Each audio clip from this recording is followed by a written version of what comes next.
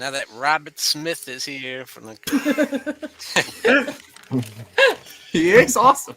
Hey, horror fans! Once again, it is me, the Horror Miser Monty G, hosting another monthly live stream with the Horror Hangout crew. Once again, we have our dear leader, Sean Patrick Urshan from the Horror Corner. All the way from Ireland, we have the Trash Picture Show, Marty. Hey-o. Of course, from Jen's Reviews, what the butcher boy and the girl? I just have to catch that. Jen and Christian from Jen's Reviews from the Grave. And of course, our guest this month will be Travis the CollectorMan. Say hello, Travis. Hello, everyone. Welcome. Great to have you.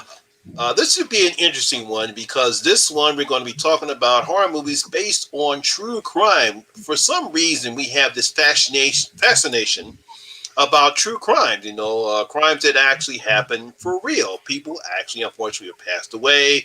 They were killed. And we have this fascination of true crime horror movies. Now, that's why we decided to go on this. So, Jen and Christian, we're going to start with you because I know you're eager to get this started. Oh, no. So, am I to understand, Monty, you want us to talk about a certain director first? No, let's hold off. Let's hold off on that one. Okay. Okay.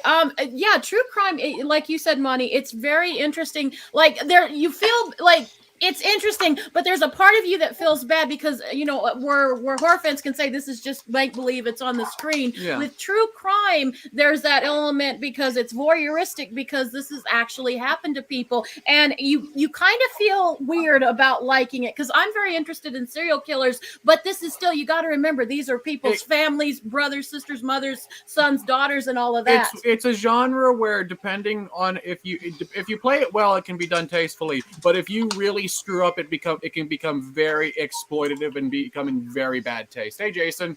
Hi, Jason. Disrespectful Yeah. even to the families or Yeah, absolutely. That's happened. There's many stories of directors doing stories based off like Ed Gein or one of them, and the family members getting incredibly pissed off over the depiction of their relatives. Yeah, Yeah. rightfully so. Rightfully so, and God forbid anyone ever has to walk in those shoes. But on the other hand, with taking that, the other side of that coin is it is interesting, and like especially if a parent, because you kind of want to look for signs in your own child or wonder what did they do to raise a killer, what happened to this person. Yeah, I'm always interested in the psychology and everyone's backstory of what made a person become and do what they did. So it's fascinating, and it's very titillating because this actually happened.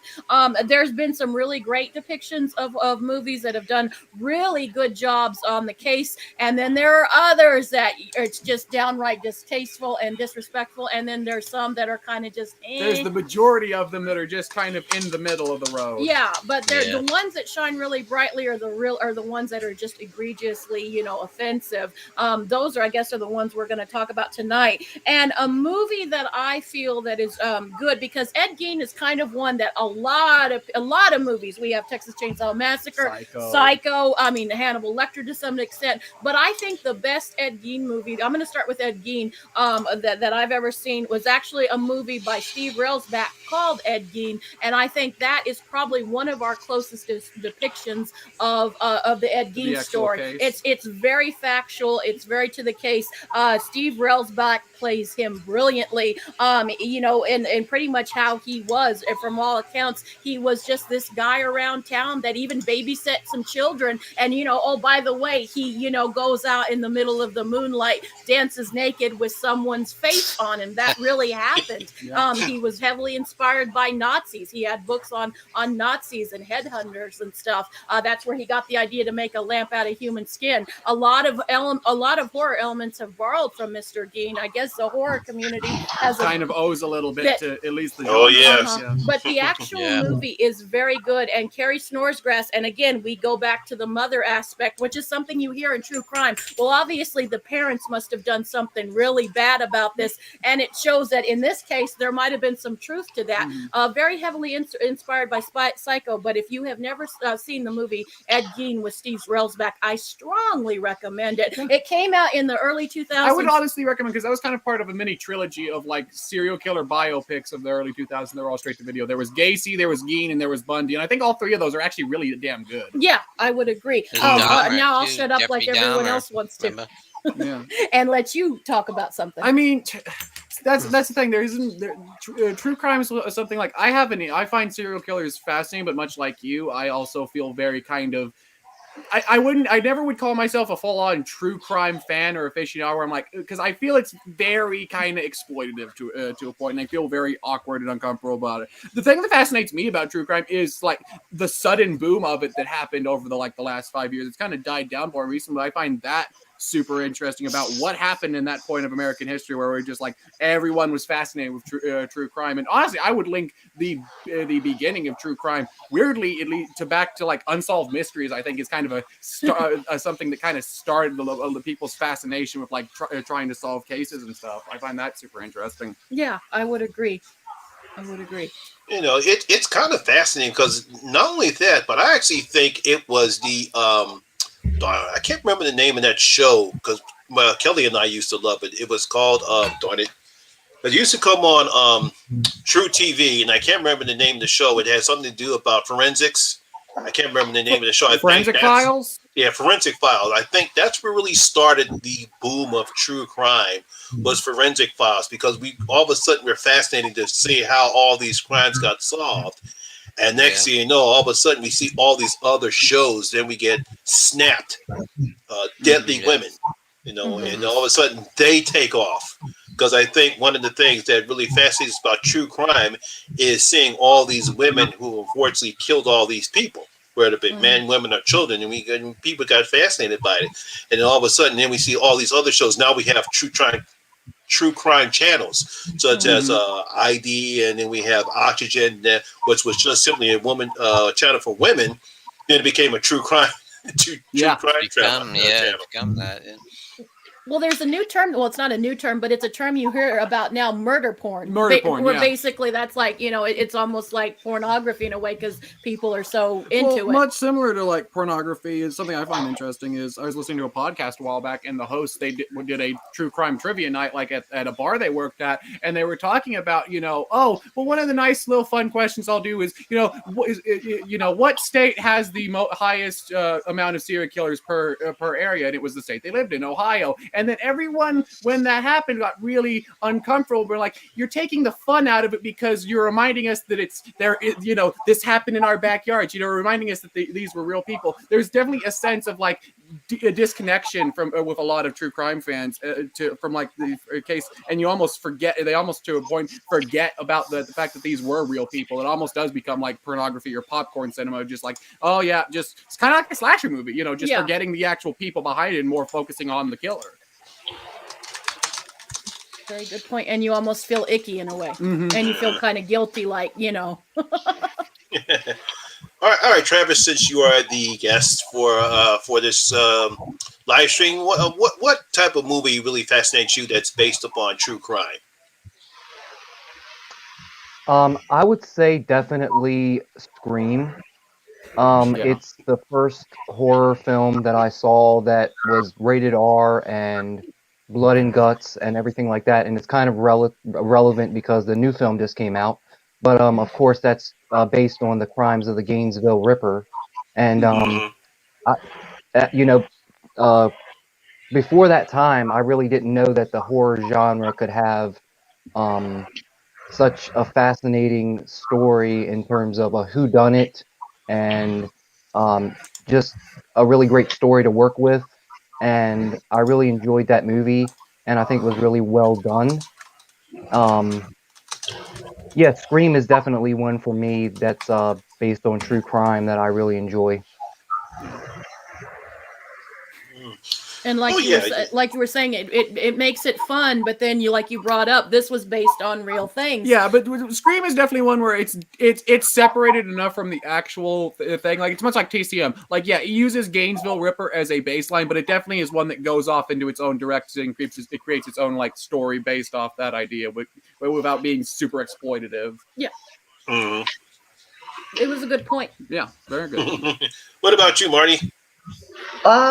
Probably the thing is, like going back to what Jen was saying, you have to be careful because one film I had an issue with was Extremely Wicked, Shockingly Evil and Vile, Zac Efron's Ted Bundy movie, because the advertising for that was like they kind of made fucking Bundy out to be a rock star.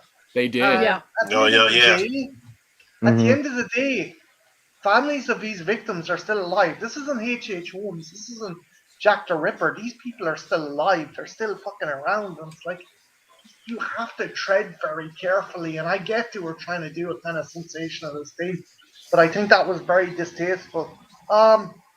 Like, again, I prefer the approach of doing a fictional movie, but maybe basing it off events. For example, Mum and Dad. I don't know if you've seen Mum and Dad. It's a hard Excellent watch, movie. Oh, but yeah, it's a good excellent. I loved movie. it. It's about Fred and Rosemary West and their kind of crimes.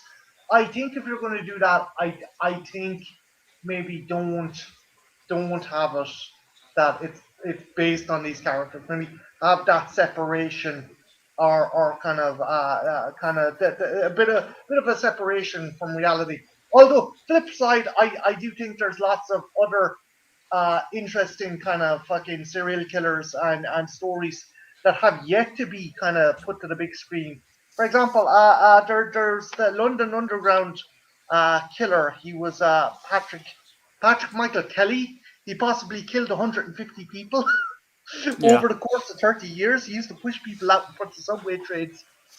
He was homeless, and the only reason he was caught was he was put in a drunk tank and strangled a guy with his pair of socks for snoring, and that was the only reason. He's that's a fantastic story. How come we haven't fucking gotten that in the big screen? But like Interesting. again, I think have the separation of like with Scream, like as Tristan was saying with Scream, have it based on the events, but don't have it reference like people or names or family members, because that can come across as really distasteful. Yeah. Yeah, it can. Mm-hmm. Oh, yes, it does. Yeah, wasn't it two? I think it was two Irish. I can't remember. Sometime back during the I say colonial times in Ireland, weren't there two serial killers? I might be confusing the country. There was also fucking this dude. He was sent to Australia, and they were prisoners. They escaped, and they made it about I don't know about 80 miles into the outback, and he killed the two guys with him and ate them, and then fucking made it back. And they're like, "We don't want you back here. Get the fuck." But yeah, it's just fucking Irish people. We're hungry. We're hungry. There's another dude by the name of James Sligo Jameson. He was part, the whiskey family. He had an expedition into the Congo, and he went missing. And they sent another expedition out to find him, and they found him, and he'd eaten about 30 or 40 members of the local tribe. And Jesus. Holy fuck. this is a fucking white dude. This is like this dude. Like the people are like, oh, he's too civilized. This is bullshit. This was the natives. They found his diary. Day 36. Ate a 9-year-old girl. Tasted a bit chewy. It's like, what the A bit fuck? chewy. Holy Wow. shit, I want to watch that movie. That would be a great, like, black comedy almost. Marty, the first Yelp reviewer. That's kind of like, writing But- reviews but- for the natives. But Christian, you kind of got that in a movie. It again going back to the true tin and can separate the Revenant. Have you guys seen the Revenant? It's based on Yes, the I Donner have, Party. Yeah, that's kind of something like that as well. I think if maybe 100 years has passed, then use real people, but if not, let it lie or base it on something else, because you gotta have kind of a bit of taste and a bit of fucking sympathy and empathy for people who actually suffered at the hands of the killer. That's just absolutely. my 2 cents. Yeah, I'd agree with you on that. The one movie I honestly would say that kind of breaks that rule for me is actually Peter Jackson's Heavenly Creatures. I think that is probably the greatest example of a movie taking on a true crime that actually happened. I think that movie really handles it really well because it talks about the murders and all that, but it's really more like it puts you into the mind of those two girls and just how demented and how horrible their lives kind of were and all this and how society kind of fucked them over to what we can kind of like. Yeah, I can see why.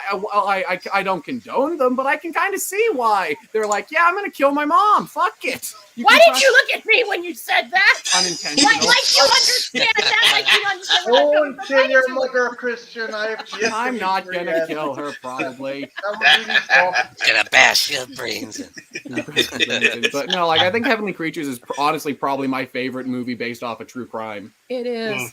And not to jump in, but the one movie I think did it really well, and it focused on the case, but it focused on the men hunting them, and that would be a movie that HBO did back in the 90s called Citizen X, and we focused on, it was about the Andrew Chikatilo case, and he was a cannibal, and he murdered women and children, and it was a movie about him, but it was also about the investigator tracking him, a psychiatrist, and Donald Sutherland, kind of a higher up in the KGB, and how they all work together to catch him. And now that's an interesting way to do it, to tell the story, but also give credit to people who are hunting the kind monsters. of like, say, Zodiac or Mindhunter, to be using more modern example, kind of like stuff like that. Yeah, but I think that's another one I would recommend anyone for. It's an old one from the 90s, but Stephen Ray, Donald Sutherland, and Max von Sydow, and they give hell of a good performances, and it's a fascinating case. It's from Russia, it's a fascinating case.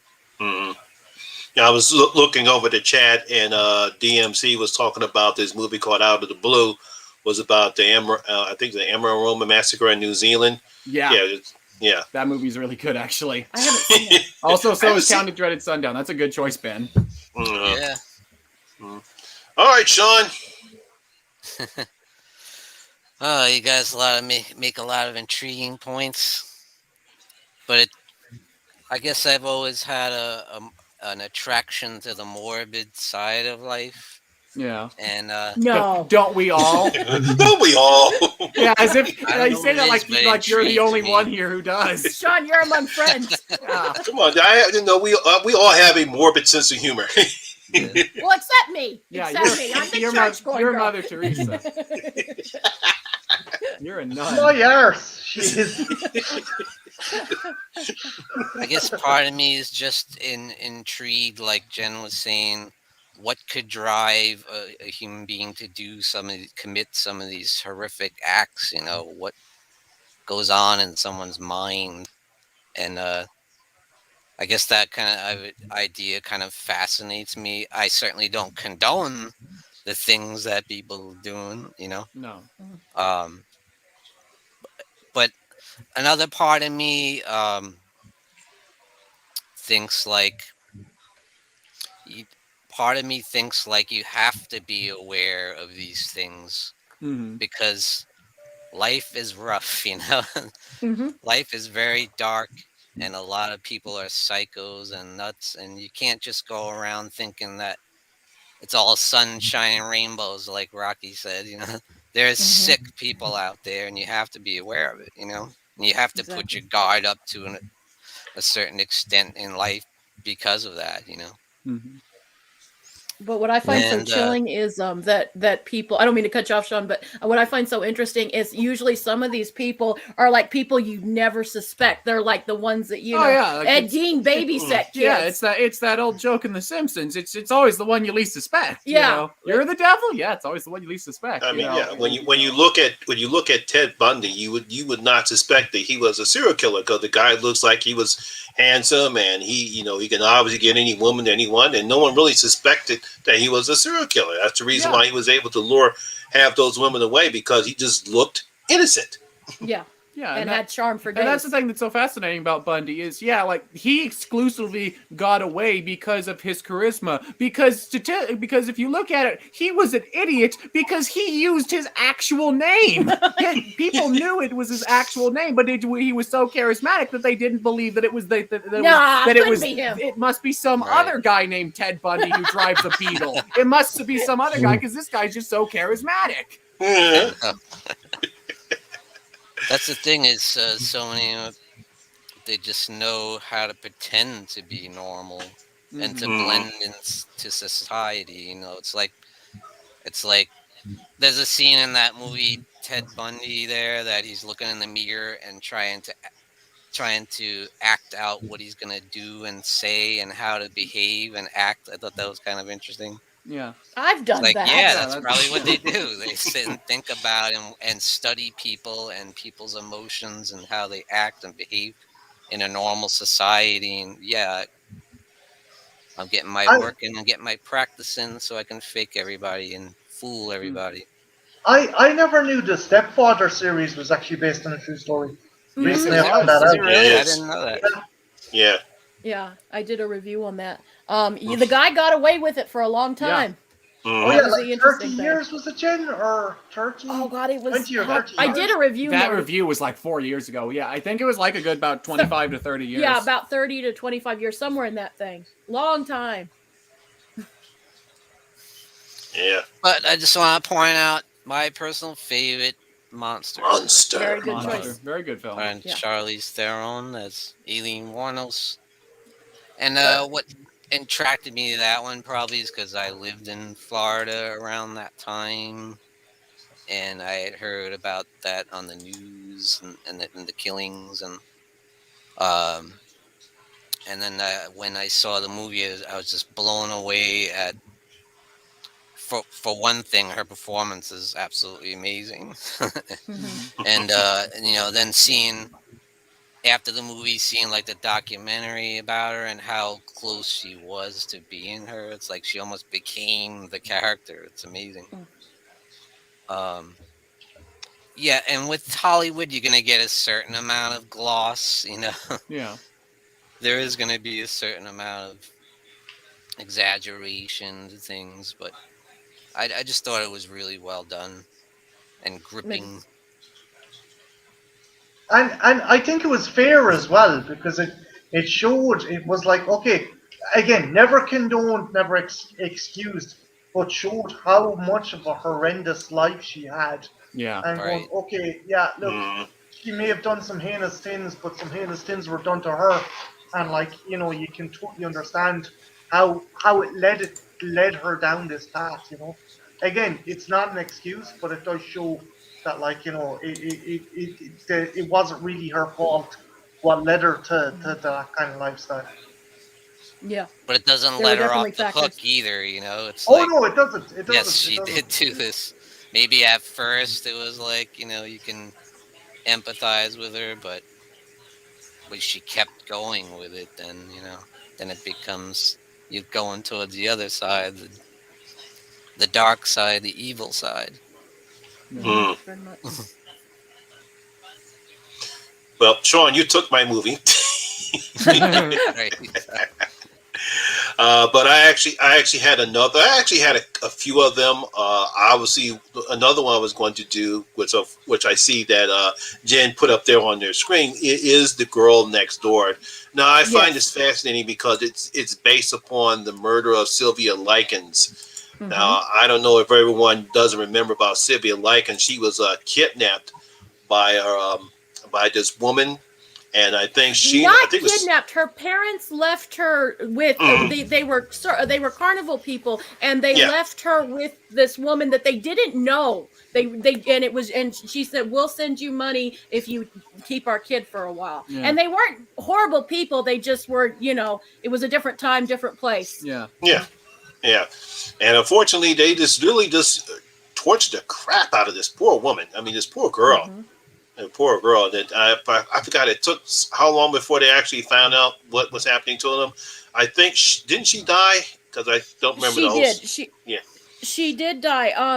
But she and there she actually and they she had the woman was now I'm not, again, like Marty said, never condone, never excuse. But the woman obviously that was keeping her had for problems, mental problems, and she let the whole neighborhood come and they would torture and it was in the 50s and it was kind of a time a place where you don't get into other people's business. Like there were accusations that a lot of people at least had some idea that there was some shady shit going on, but it wasn't. You stay out of other people's business, and that's a case that kind of catalyst to kind of make some changes.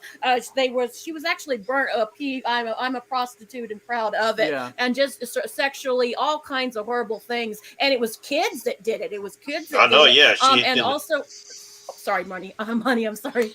Go ahead. But they also made another movie called American Crime with Elliot Page in it as well, and Jack Ketchum wrote the Girl Next Door as well. This is a very well documented case. Yeah, it's a terrible case. Like, God damn, how they, that's what makes it so bad, because it took place in the 50s, and you would think nothing like that would happen during that time. But at that, like you said, at that time, people mind their own business. No one ever knew anything about it, and she actually did a pretty good job of covering her tracks. So even when people from child welfare services would come over, they would not be able to find anything wrong. So you got to get, she did a pretty good job covering tracks. Eventually, they did finally found out about her. I think one of the daughters finally was able to come up with enough training to tell her what was happening. The daughters and some of the kids in the neighborhood. And it's interesting because a lot of the kids in the neighborhood, a lot of really bad shit. But if you believe in, this is a case that you almost believe in karma. A lot of the kids in the neighborhood, they got sentenced and stuff. But a lot of just really, they all died fairly young. Some horrible shit happened.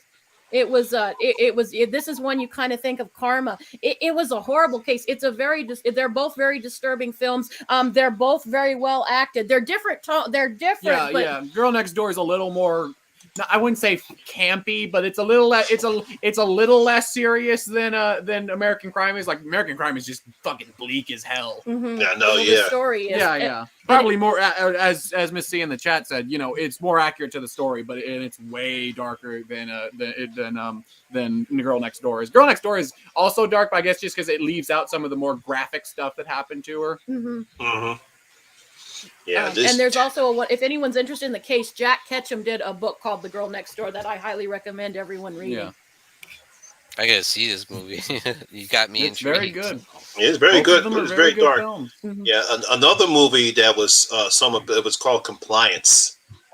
And, I saw that one. That was really interesting. Yeah, that was kind of weird because it shows how some people just simply follow people and not understand blindly. And I just found it fascinating how this guy was actually thinking this guy was a cop, and he kept this woman inside of McDonald's. I think it was a McDonald's, and strip searched her and did all these embarrassing things. And he actually believed he was talking to a cop, and it turned out he wasn't at all. But the length they go, I mean, how could you let it go that far? Oh my God, without seriously questioning it. But some people can just be so naive, you just believe in people. Well, the thing is, if someone shows you a badge, like 9 times out of 10, you're just going to be like no, he did it over the phone. Oh. Yeah, he just called in to the. He just called in. Said he was a cop and said, "Hey, look, your coworker, she's stealing. You need to put her in the lock her up." And we'll have somebody come down. Then he did that. Then he told her to strip search her and do all these crazy things. And he just kept doing. He didn't question it. Didn't say anything about it. And come to find out, guy wasn't a cop at all. Nope. Yeah. Follow blindly, which on a psychological standpoint, that's very easy, or not easy, but very interesting, a point to see how, you follow blindly, how far you will follow and how deep you will go. That's some Stanford prison experiment shit right there. That is. The Milgram experiment. Yeah. There's a similar. The same thing goes for the Charles Manson cult thing. These people were naive, kind of simple-minded, easily influenced, and look how far they took it. It's unbelievable. Hey, look, that's what Charles Another Manson. leader that was very charismatic. Yeah. It was very charismatic, and he got these people to kill those people. He just knew the right words words to say, Look at like the horror. I don't think they've ever done a movie on it, but look at like stuff, a case like the Anthill Kids. Look at something like that. Like that is a fucking horrifying story of like a cult. That one. Ooh. Do you think it spreads? This is probably a dumb question, but like you have a group like the girl next door and like that. You have a group of people. Do you think it like kind of a mob mentality thing? Kind of a mob mentality, like you're in it and everyone else is doing it, so it doesn't seem so bad what you're doing. Oh, that's absolutely a thing. Like that's both. I know that's a thing with both cults and especially like rape culture and stuff like that. That is a very well documented thing to be. Yeah, scary. Yeah. Then you have a story that I was recently kind of swayed by. Like, well, maybe it's not so cut and dry. The whole David Koresh, Wacko and Waco thing. Oh, then they made a movie about that recently, and I watched it like, the Branch Davidians. Maybe it wasn't because the way the media painted it, I like this horrifying psychopath, this maniac, and it wasn't that all cut and dry. It wasn't that black and white the way, when the facts Koresh was very much a fucking piece of shit, but his followers weren't. It was just, I think it was the ATF. I don't think it was the FBI that went down there. It was the ATF. It was the ATF, and then later on the FBI got involved. Yeah. What happened was there had been an exchange of gunfire, but people wanted to surrender. And if I'm not mistaken, someone threw a flashbang grenade in, and that ignited whatever material the walls were made of. Now, like, again, Koresh was a piece of shit, but I think that fucking unit was just itching for a fucking dust up. Same as Ruby Ridge. Like, you just take one dickhead to get a bunch of other people killed, and that's what happened. Like, Mm-hmm. Yeah. Very good point. Yeah. Unfortunately, that's what tends to happen. Okay, people so are now fascinating creatures. So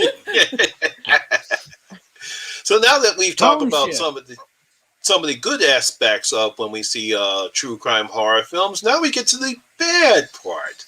And that comes with this certain director. For some reason, he has now a fascination with true crime stories, but he doesn't seem to care about who he hurts, whether it's the victims, and he comes up with these weird-ass movies.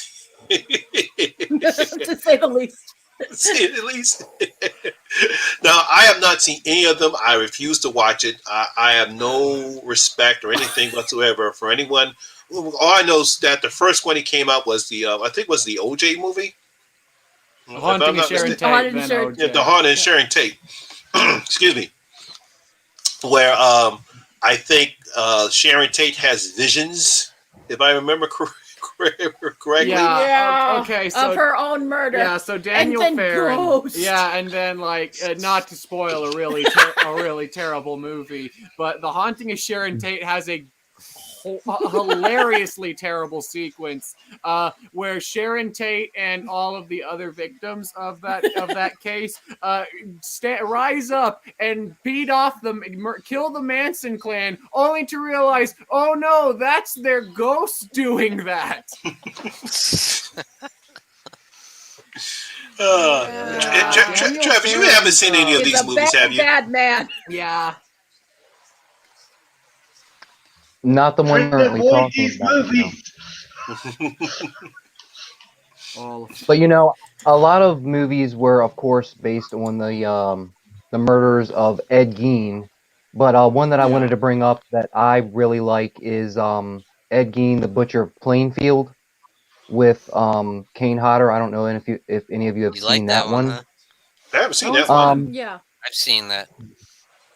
I like it mostly just because we get to see Kane Hodder outside of a mask and giving a really good performance. That's the best part about it for me. But yeah, I think it's a well done movie. And also Gacy was brought up, and I wanted to mention that as well. I think that was really well done. It didn't really have a lot of gore, and it didn't really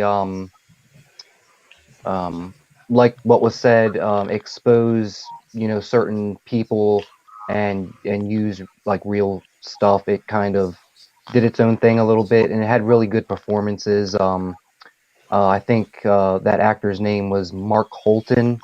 A lot of Yes. people probably know him from Pee-wee's Big Adventure Yeah. and things like that. A very underrated actor, I think. And yeah, I think that one's really well done too. I recently rewatched that one because I rented that quite a few times from like Blockbuster back in the day. It was really good. Very good. Those are good Yeah, movies to bring up. that whole trilogy is all really pretty good, honestly. Like, sort of trilogy. I think they were all done by the same director. I'm not sure, but yeah. But those are good movies to bring up, and if anyone hasn't seen them, yeah, I agree. I think they're ones they're worth all very checking out. They're pretty cool. They're good picks, Tristan. Speaking of one that speaking of Kane Hodder, I enjoyed the one he played, the Btk Killer, in I think it was 2008 or something. Yeah, I didn't know he was didn't in. know He that. was really good. I didn't know that He was neither. really good in it. It was.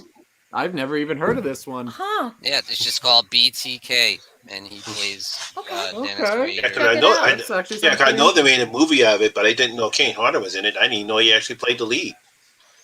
Huh. Oh, He's cool. really good. I'll look into I that. think this is actually. his best acting performance that I've seen. Like, Hmm. outside of being Jason or whatever. Check it out. Okay. Yeah, Yeah. we definitely will. Guys, if you want to talk about shite fucking serial killer movies, right? There's a terrible direct-to-DVD movie called The Legends of Swaney, right? Now, I don't. Oh, God.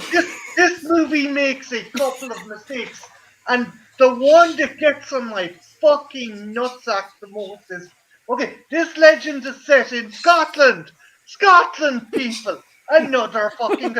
No, it's set in Ireland. It's set in Ireland. First, the motherfucker, it turns out, didn't exist. Secondly, they set it in Ireland.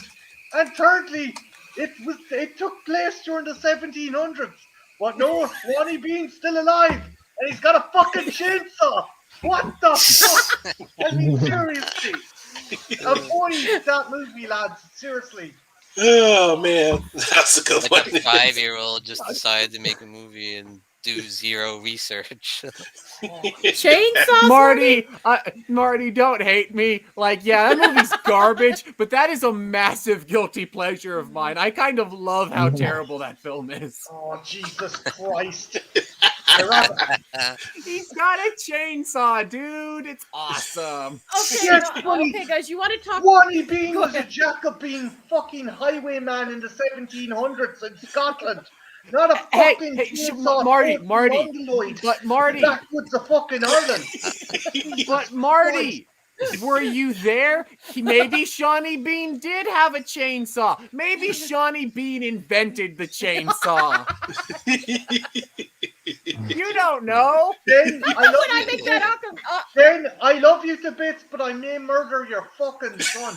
that's okay. I've got two of them. It's okay. I've got two of them. Do a movie, The Legend of Trash Picture Show. Yeah, really. Oh But you man, wanna Inside the talk mind about of Marty. guys want to talk about an awful movie? You have not seen Awful till you've watched that goddamn OJ movie. The murder of Nicole Brown Simpson. Also oh by Daniel yeah, Farrens. oh man. He rips off fucking Nightmare on Elm Street, guys. Yeah. The dream sequence, and you're probably thinking, what the fuck does Freddy Krueger have to do with O.J. Simpson? I know you guys are thinking it, because I was thinking that. And yes, it literally is exactly what you think of. The scene of Nancy in the bathtub and Freddy's glove comes up, replaced it with Nicole Brown Simpson and OJ in the glove. We shit you not, people. my Like, God, don't he's check huge. on us to watch the movie, but oh my That god. was a Shit, that the glove don't fit. You gotta quit. Quit. It sounds like a good Freddy line. Damn it, Freddy. What the hell are wonder, you doing in my OJ movie? I wonder what made him think to do some crap like that. I mean, it was bad enough when he did with the haunting of Sharon Tate and pissed off almost all the the relatives of the victims of that particular movie, especially how it ends how it ends in that one. Then he's going to do some ridiculous shit with OJ. But Monty, look at it this way: Freddy's got a glove, OJ's got a glove. It's I think poetry, it literally, rhymes. Marty, you joke, but I think that was the mentality, because like this has been my ongoing theory. Like we've watched every single Daniel Farron's movie, and I have been developing a theory that he secretly really just wants to remake slasher movies, but he also knows that true crime sells really well, so he just mixes them both. Like, oh, I really want to remake Halloween. But if I put Ted Bundy in it, it'll sell better, and all that. So I'll do that. He rips off a thing in Ted Bundy with Maniac. You know the mannequin scene. The scene with the mannequin. We shit you not. That's a thing in there. The balls of this dude. Going back to Eileen Winos, he did a movie of her last year as well. And remember how Monster portrays her as a sympathetic person who like did horrible things, but she was ultimately like a really tragic character. In his movie, she's a film noir dame out to backstab everyone. Yeah, get out what you can. Yes, she's literally like a fucking film noir dame. It's awesome. Yeah. In the worst ways. And Tobin Bell just looks really sad. Yeah, you have never seen Jigsaw sadder. Probably says, damn, I go from Jigsaw to this crap. Yeah. Yeah, he just looks really sad. Like, it's a paycheck, but it's one you almost feel dirty for cashing. Yeah, absolutely. Yeah. Sometimes you need to know when to ignore a script to it. Like, I get it, a paycheck's a paycheck, but goddamn. I don't know how he convinced. I don't know if it's his agent or how he convinced Tobin Bell to be in this movie. He must have paid him a decent amount of money. Lynn Shay was in the Ted Bundy one. Yeah. Well, he must have pictures of these people at orgies or something. That's the only fucking way he could get them to star in this fucking horse shit. Seriously. That's my theory. That's my he's got something on all these people. Oh man. I think when it comes to true crime movies, even with the paranormal stuff, especially with the Exorcism of Emily Rose, because that was based on true events as well. Because we get a lot of some of these movies that are based on true events or somehow based on true crime. But I like how they did the Exorcist of Emily Rose. They decided not to go the Exorcist route with head spinning and stuff like that. Yeah. Just a great performance from Jennifer Carpenter. Good movie. Mm-hmm. Yeah. Oh yeah, that is a brutal run trash. That actually is, yeah. Don't you have another, speaking of Supernatural? Yeah, I guess speaking of honestly for me, Daniel Farron's is obviously the worst dude to do stuff, but one that also pissed me off going on the paranormal side of things is the most recent Conjuring film. I think also does some kind of dirty, some kind of disgusting stuff. Oh yeah, the Conjuring 3. Because that one tackles the R.D. Johnson case, and that one portrays it as, oh, he was, a poor innocent kid who was possessed by a demon. Where in reality, he was an asshole who murdered a dude and also beat his wife. Ignored all that stuff in the movie. R.D. Johnson is a scumbag, and that movie portrays him as an innocent innocent saint of a person, which kind of really rubbed me the wrong way about that movie. Haven't seen that one yet. It's okay. It's out of the 3 main Conjuring films, it's the weakest one for me, and the only reason why it's good is because of Patrick Wilson and Vera Farmiga. But that's about it. Yeah, but that's right. Yeah, Artie saw my worst of the year list. You know exactly. Yeah, I know. Yeah.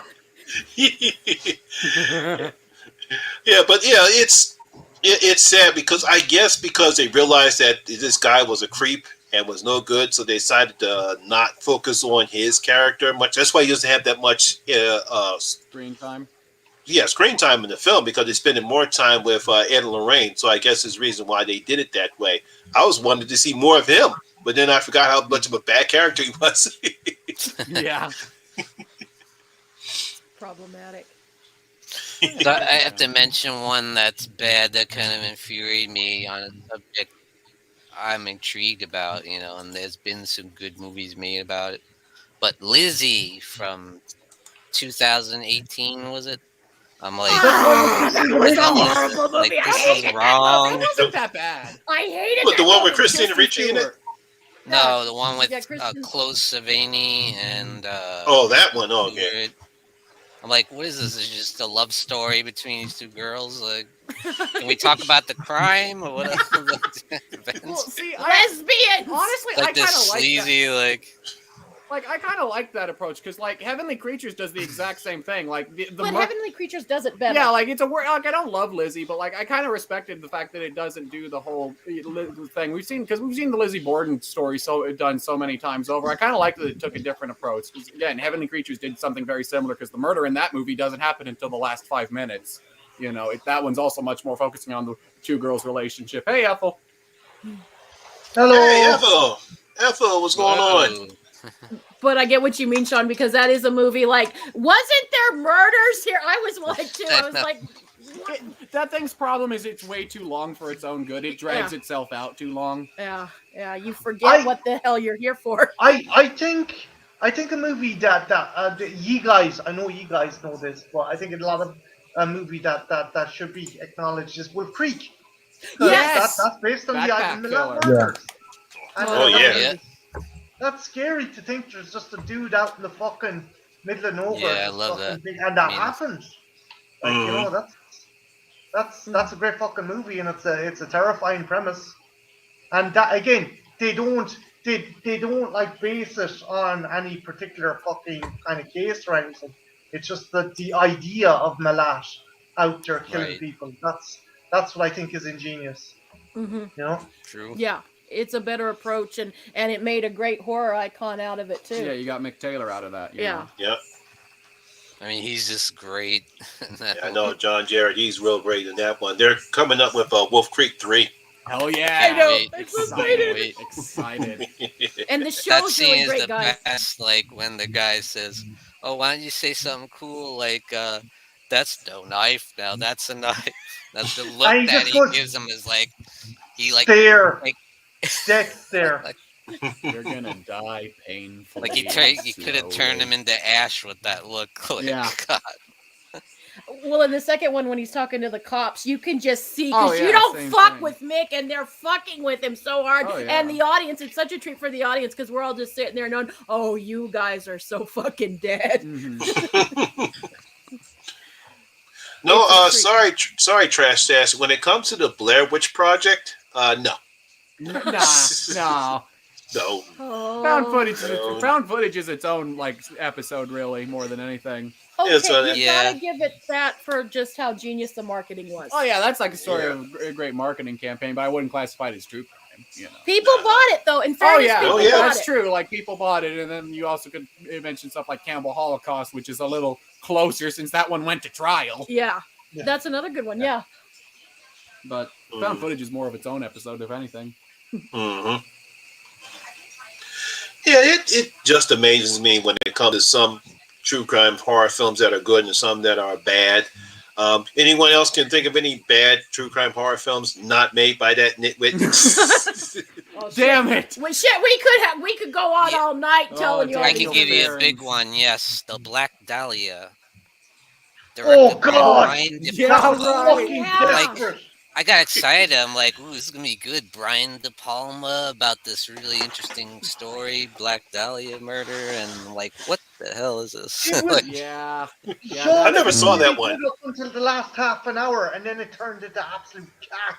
I mean, Mm. that monologue that Hilary Swank gave on the fucking stairs before she shot in the fucking head. yeah, What the fuck is going on? Yeah. It's like no, it's that- like a bad fucking soap opera. It's like- and they Yeah, that- focus that- like the first like half hour, 40 minutes on some other case. I'm like, what are they talking about? So this other case going on? Talk about this case. This is the movie is about. Yeah, that was the first major time. That was the first time going through De Palma's filmography where I was like, "Oh, he can make a bad movie." Yeah, He Yeah, can do it really well too. he can make a really bad Yeah. movie. Oh, it looks great.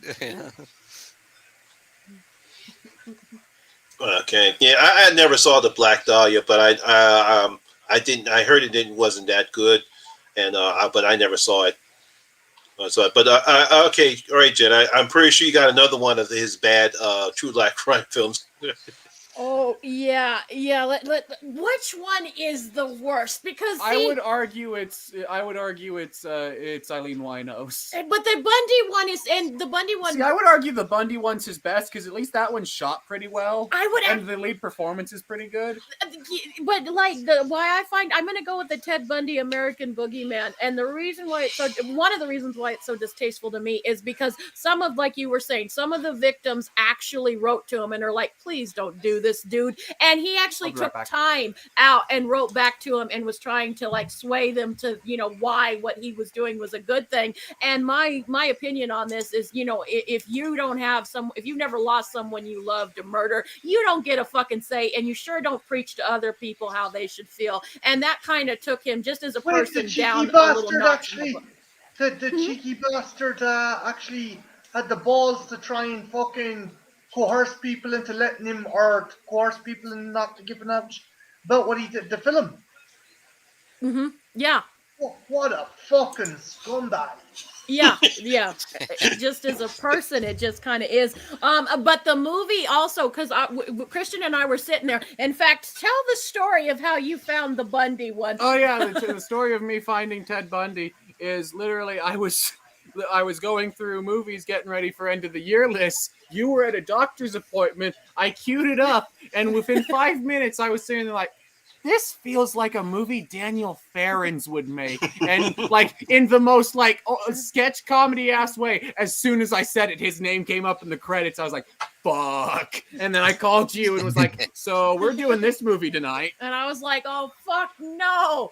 And it's so bad because it is a Halloween movie. Like this guy, Christian's right. I think he really desperately wants to make a slasher movie, but he's either afraid to or for whatever reason is holding him back. So he puts in elements in these true crime movies, and not only on top of being distasteful, it just doesn't work. And then you just get a blatant ripoff at the end of Maniac, which is one of my favorite movies. But again, that's not what it was there's about. Also the bit at the end of Bundy where he literally has Jason Voorhees teleporting powers, like literally like, the main, like at the main guys, agent, like if he didn't, guys, honestly, if he didn't base them on true crime and he just went off and made an original horror movie, would he be any good? Probably be a hack. Like, oh man! Oh my god, my question froze them. I know. Yeah, for a minute, I actually thought they were silent there, but they actually turned them froze. to stone. Sorry. All right. How about CollectorMan? Do you have some ones that you've seen that are really, really bad that you want to point out? I don't know if this one is really, really bad because I do enjoy it more than the original, but the sequel really delves into the true crime aspect of the case, and that's Amityville 2. Yes. Oh yeah, because that more goes into the files, what happened to them, as opposed to the first movie. Yeah. I really enjoyed that movie actually. Because it's way better than the first one. Yeah, that's why I struggle to say that it's bad, because I actually do enjoy it more than the original, but I think it's worth bringing up. Yeah, I mean it's cheesy as hell, but it was still better than the first one. I mean, I prefer the remake. I thought the remake Amityville Horror was more faithful to what happened to the family as opposed to the original one. Yeah. Yeah. I always liked the second one because that's really the true story, It's depends on what you believe, I guess, if you believe the Amityville Horror movie, the original one. I mean, yes, the family lived there, but do you believe what they said, or some people said it was like a the hoax, whole paranormal. Yeah. Yeah. Everyone thought that the Gotti movie with John Travolta was terrible. Oh man, I'm waiting for Jen and Kristen to come back. They must have lost their internet connection. See that, Marty? You froze your girlfriend. Yeah, just with terror. I froze her with terror. From such a fucking question. Can this guy make a decent movie? Don't ask us that, please. But what sucks about Amityville 2 is it goes into the Exorcist territory, and I'm like, okay, now they're going off the rails. Yeah, a little bit. Yeah. Now he's Regan all of a sudden. Let's see. It's But going by what? they made one recently that was supposed to be based on the DeFeo murders that was supposed to be more accurate, but I heard it was terrible. What about, actually, guys, what about the Slenderman movie? Oh, terrible. Remember? Oh, yeah, that movie was too, man. It was supposed to be based upon what happened to those girls that thought Slender Man was real, but the oh boy. I think basically what happened was the victim's father took the fucking studio to court, and they're like, okay, we gotta backpedal this shit. We gotta try and do something a bit different. But they still kind of kept it like these two. I don't know. It was fun. Regardless, as Monty pointed out, it was a bag of shite setting fire. It was a flaming bag of shite of a movie. Oh because I remember that the father, one of the victims, got mad, and unfortunately, so they really had to change the aspect of it. Oh yeah, I agree with you. Yeah, we all know. Yeah, Slenderman was terrible. It was on my work. I didn't spend too much money on that DVD. Watch that movie. You didn't see Slenderman, did you, Travis? Yes, it is terrible. I absolutely agree. Honest to God, lads, I'd rather Captain Hook give me a prostate exam than watch fucking that movie again. Jesus Christ. Oh, man. Terrible, terrible, terrible. Christy says hi, guys. Hello. Hey, Christy.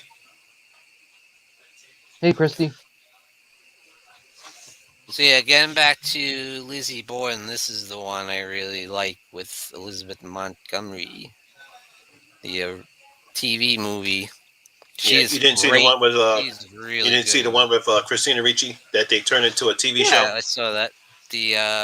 So first it was Lizzie Borden took an axe, and that was kind of more based on the story, like the trial of Lizzie and everything. But then they did one Lizzie Borden Chronicles, which was like more like fictionalized, I think, about what happened after the trial, and but they kind of went a little crazy with it. if you're looking for an interesting kind of thing, and I think it got kind of overshadowed by fucking Mindhunter. There's a great kind of show called The Alienist with Dakota Fanning. Oh yeah. Kelly loves that show. It's fucking awesome, guys. You should check it out. And there's another movie that's kind of based around that as well, called The Limehouse Golem with Bill Nighy. I saw that. I have that. Yeah, that's another good one. That because was good. like everyone always thinks, oh, Jack the Ripper. There's lots more fucking murders that went down in Victorian England. Yeah, than just it's a similar type of. Yeah, because that reminds me when Kelly and I went to London a few years ago, and I did the London Underground tour, and they had a little thing of Jack the Ripper, and for some reason, this couple brought their kids. Don't ask me why. No. and unfortunately, in the part where they did Jack the Ripper, the whole pub goes dark, and this guy just comes out in a Jack the Ripper costume and scares the shit out of the kids, and they cry like mad. I'm like, what in the world are you going to bring little kids into a place that's supposed to be a horror attraction? Now, if the kids were a little bit older, like say maybe say around 10 or 11 years old, and they're used to horror and they know about Jack the Ripper, then I can understand that. But these kids were like 5 or 6. Like preschoolers? Yeah. Jesus, fuck. What a bunch of fucking dopes! Jesus. I felt sorry for him. Serial killers on your hands there now. Those fucking parents. Hey. The guy just can't. The whole thing goes, Bart. The next thing you know, you get the light strobe. Next thing you know, you see the actor playing Jack the Ripper just come out of nowhere. He's right next to the stair where the kids are, and it scares the crap out of them. they ball. I mean, they literally just started. One kid jumped and grabbed his mother. The other kid just fell down and started crying. And they cried for a good about 10 minutes. They had to get them out because they couldn't shut up.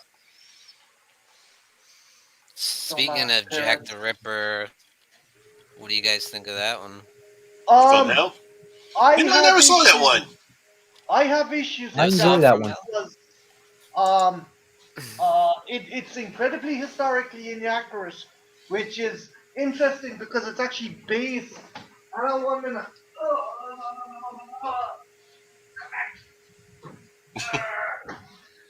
If anyone watches that movie, there you go. You turn this. Okay, all right. Nice. Sorry, I'd implore him to read this instead. This is brilliant. This is like Moore spent about 3 years. Moore spent about 3 years doing Graphic investigation and research into the Jack the Ripper case to write this graphic novel, and that movie pales in comparison. If you, I'm not trying to be Dick or anything, Sean. If you like the movie, but I think it's a very, very kind of diluted version from the source material. You have to check this out. Cool. Instead, Looks really interesting. I never saw From Hell, so yeah, it's an interesting kind of thing, and if you're not interested in the comic, check out a series called Ripper Street. That's another good kind of exploration of it. Well, that's another subject. There's a lot of good and a lot of bad movies. About Jack the Ripper. Mm-hmm. Fascinating character, though. Yeah. One that I thought was pretty cool, but it was almost like it wasn't officially a Jack the Ripper. The Edge of Sanity with Anthony Perkins. Yeah. It was very Jack the Ripper-esque. Mm-hmm. It was brutal, though. It was like a slasher movie, basically. Yeah. I'm still waiting for Jen and Kristen to return. I know they got new internet, so there might be an issue with that, Monty. They got a new provider. Well, that's good. Looks like the Trash Slash, he agrees with you about Edge of Sanity. Nice. What's up, Danny? And one that I like, but it's definitely not accurate, is Hands of the Ripper, the Hammer film. Oh, yeah. My favorite one, guys, it's not really a horror movie, it's a science fiction fantasy. Malcolm McDowell plays H.G. Wells, and he travels back, he chases after Jack the Ripper, who steals the time. who steals his What's time the name of that machine. one? Time After Time or something? Yeah. I think that's what it's called. I don't remember that. Yeah, that was pretty good.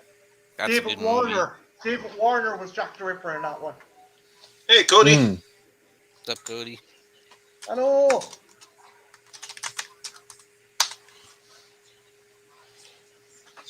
Okay, well, we're waiting for Jen and Kristen to return. We might as well go on to our next subject, which is our favorite soundtrack from horror films. So, Travis, what's one of your favorite soundtracks in horror films? One of my all-time favorite soundtracks for a horror film is for The Lost Boys. The theme, of course, Cry Little Sister. You got Lost in the Shadows in there. Yeah, I think the whole soundtrack is really solid for that one. And another one, are we also including scores? Yeah, scores too, yes. Okay. I really love Charles Bernstein's scores for the original A Nightmare on Elm Street, as Oh well wow, as yeah, Deadly Friend. yeah, Hmm. Yeah, great choice. yeah, because the soundtrack to the Lost Boys is definitely like that. Because I love Marilyn Manson's cover of "Cry Little Sister." I thought that was decent what he did.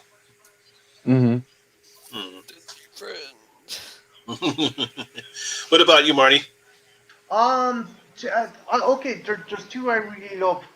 First off, this is interesting because it is from a John Carpenter movie that doesn't initially have a John Carpenter soundtrack on it. It's The Thing, Ennio Morricone's Oh score for The yeah, Thing. Hmm. Amazing. Mm-hmm. yeah. Amazing. So much so, Tarantino used some of the unused score for that on The Hateful Eight. I absolutely love it. The other one I adore, and it's because as you guys know, I have a major hard on for the movie, but it's still an awesome fucking score as well. Elliot Goldenthal's score for Alien 3. That's fucking Alien magnificent. 3. That is, it's beautifully operatic, and as Goldenthal explained as well, he wanted the score to. He wanted the minute the movie started, he wanted the score to just be like everyone is fucked. That's what that's how he wanted the score to play out. He does a magnificent job with that.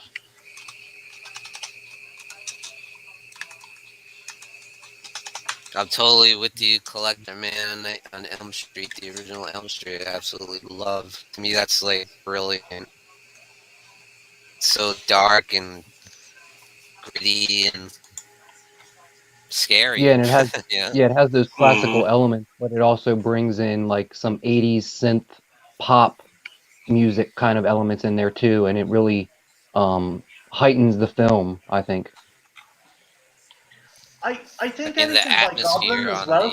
the opening is amazing. Like the atmosphere of it. Hmm. In, Hmm. in, in, in the Demons movies, guys, Goblin. There's another fucking amazing kind of synth. Oh yeah, Demons, yes. yeah. I was gonna say that. Goblin's great. Love their score for Suspiria as well. Yeah, and this one, Hmm. that's a crazy score. It's like almost like techno. I don't know, like disco or something. That's like crazy. Yeah. Obviously, one of my favorite scores comes from 28 Weeks Later with John Murphy's very thrilling opening scene, which is called Donna Balance Alice, because that's what he does in the opening part of 28 Weeks Later. But that score that he comes when he runs out of the place they were hiding at and he runs to the boat to get away from the infected. That just really poundsates and with the scene at that there, and he does it throughout the whole entire film. It really just gives the whole film energy, and even makes the effective scarier with that music that he puts in. Hmm. Yeah, just the sense of urgency and Mm, that thing. Like just like your man's only seconds away from being caught, and that mm. just heightens it. The score heightens it. The original 28 Days Later had a fantastic soundtrack and score as well. Like what was it? God Save Ye Dark Emperor, where Jim is going through abandoned London, and just the atmosphere that's built up with that. That's an amazing kind of use of music as well. I know. Another one of my favorite horror movies had a decent score was 1977's The Car. Nice. Yeah, The for Car. I sure. mean, not. I mean, just how they, especially during the end credits, where you see the car running around, and you got that nice horn sound. Not the horn from the car, but the nice sympathy that they have, and it pumps and pumps while the car is turning. And of course, obviously, when the horn hound sounds at the end when the credits roll. Why can't they remake the car? I want a I remake of know. the car. They did a crappy sequel though, didn't they? Yeah, they did. Yeah. Let's see. He said, anyone Rescue remember the? Kill. Yeah. Pristine, definitely. Mm-hmm. Yeah. Well, they still have not returned. They must have lost everything. I just messaged them there to see what the deal is. Mm-hmm. Their internet's acting up. Actually, she just got back to me. She's using the phone. She's using her credit. Okay. They're going to try and be back soon. They apologize. It's not, but I know Jen. It's not really her fault. It's just they got a new service provider, and it's kind of still a bit finicky. Yeah, I know that feeling. Well, one of my absolute favorites is the Terminator, the original Terminator. Oh yeah! My God, that's an amazing score. It's so dark and cold and eerie. Oh man. I like the fact as well. Robert Rodriguez emulates the sex scene, the soundtrack to the sex scene in Planet Terror when Freddie Rodriguez and Rose McGowan are doing it. It's like it's so obvious he's trying to copy the sex scene with Linda Hamilton and Michael Keane. Yeah, I didn't notice that. That's interesting. It's iconic. Yeah, obviously Friday the 13th Part 6 had a great soundtrack with Alice Cooper. Nice. Yeah. Mm-hmm. Yeah, he's back. He's the man behind the mask. That's so fucking catchy. I love that. Isn't it? Even the music video is terrible, but I still like it, you know? It's so cheesy. Yeah, it's so cheesy, but it's still what you expect is Alice Cooper.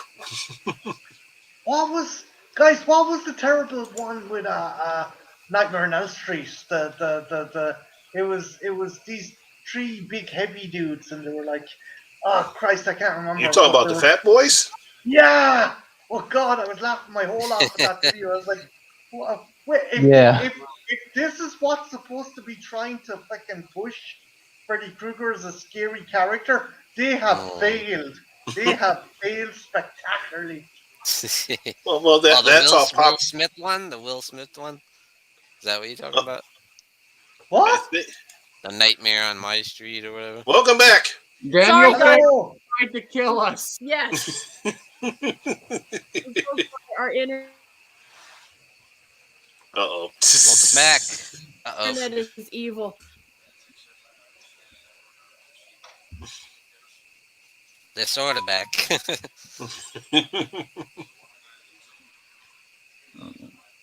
God damn it. Uh-oh. Did we lose audio? I think they're froze again. Tough time, huh? Yeah, it looks like it. Feeling, I know. Yeah, they're definitely frozen again. Jen can't hold a smile for that long.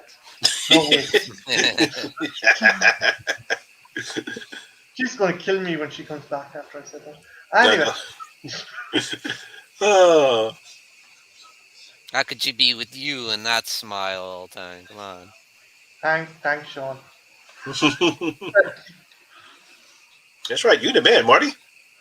You the man. Oh, she has the patience of a saint. I'll give her that. He's our man in Ireland, like Pulp Fiction, they say. He's my man in Amsterdam. Yeah, I think that's what the song was called. Are You Ready for Freddy? Because the song that the Fresh Prince and DJ Jazzy Jeff did, they didn't have the rights for Freddy, so they couldn't say anything about it. Nope, wait a minute. Let's see. Sorry about this, guys. So sorry. Sorry. It's okay. I can hear you at least. We can hear you. Love the pumpkin. Thanks. We're good now. Okay. I think we're good now. Okay. I was gonna get naked since we were using the No, you could have killed my channel, Jen. No. Yeah, that's also Monty's channel. And you'd only get naked for me. I would, darling. I just meant get comfortable. I wouldn't be on camera, just the pumpkin. All right. We were talking about our favorite soundtracks and scores on horror movies because I'm pretty sure you have a few. Oh yeah, we have a few. Like I know Marty's probably not going to agree with me, but we can't talk horror soundtracks without talking about the magnum opus that is the soundtrack of Slumber Party Massacre 2. No, You've got for Christ's sake. You got darling, I love you, but shut up right now. I love you. But no, we've got the rockabilly. We've got I wanna be your Tokyo convertible. We got a weird wannabe version of The Cure. Yeah, and we have we have If Only, we have Let's Buzz, we have Don't Let Go. I mean, it's just a fucking jamming soundtrack from beginning to end. There's not a bad song on that soundtrack. I will fight anyone. I wouldn't agree with you entirely that there's a few weak tracks on that soundtrack, but it is a good soundtrack. Yeah, it's just a toe tap and good thing about, a guy that kind of a bargain bin Andrew Dice Clay wannabe Freddy Krueger in a black leather fringe thing with a dick guitar singing to his victims before he kills them. There's something about that appeals to me on a very basic primal level. Marty will understand one day. We will listen. We will take a road trip somewhere, darling, and we'll have it playing in the car. It's awesome. If that's the case, I'm gonna buy a gun and blow my fucking brains out. Jesus! Is that soundtrack that bad, Marty? It's a great soundtrack. Jesus Christ! I rather use fucking cement as a catheter. It's awesome. What about you? I know there's more, but what about you? Probably someone's mentioned already. Return of the Living Dead is like probably my token answer. I adore that soundtrack. There's just so much great like psychobilly punk rock on there.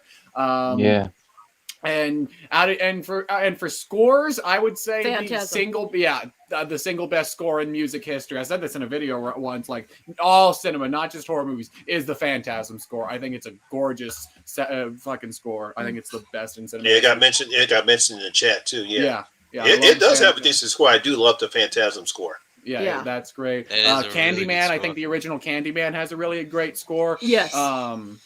Another one, even though it's not kind of horror, but Escape from New York. Yeah, it has an amazing soundtrack. That's a really good Carpenter piece. Yeah. Personally, I think the best Carpenter score, weirdly, is Vampires. Though I think Vampires has an incredibly underrated score. It's very bluesy, which I dig. Sleepaway Camp 2, Desperate to Survive. That one has an okay one, yeah. And Trash mentioned yes, Anvil. Awesome. I love that. Yeah. And also, Friday the 13th, Jason Goes to Manhattan. The Darkest Side of the Night is one of my Not jams. Man Behind the Mask. I love Man Behind the Mask, but fucking the Darkest Side of the Night. I know Tristan brought up oh Christ, The Lost Boys already, but I believe I love that one. Oh yeah, nothing says badass than an oily buff saxophone player just sitting there, I believe we're just fucking tearing out. That's a fucking great. Who worked for Tina Turner? Yeah, that oily, goddamn, love that oily sax man. Fright Night, I also think Fright Night, a fantastic soundtrack. Yeah. From beginning to end. I think that's a great soundtrack. Yeah. One, it's not a personal favorite of mine, but I actually really like what they were going for. It's a debatably good movie, but I think the Child's Play remake has a really cool soundtrack because all of the instruments are like toy instruments for children. I thought that was a really creative idea. What do you mean debatably good movie? We are all in the same thing. We all hate that movie. It's not our Child's Play. I actually like that movie. I like the Child's Play remake. Sorry, Jen. You all are wrong. I think you're in the minority. You all are wrong. Where's Brad? He will back me up. It took a different direction.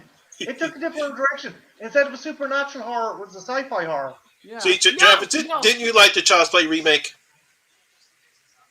No. Thank you. Okay, so We're best friends now. Symbol. Thank you. He knows that where it's symbol at. That's knows. because we are on a higher level. Yes, we're true. We're not fake Child's Play fans like these people are. No, so you like more the classic Chucky? Is that right? Yeah. Yeah, absolutely.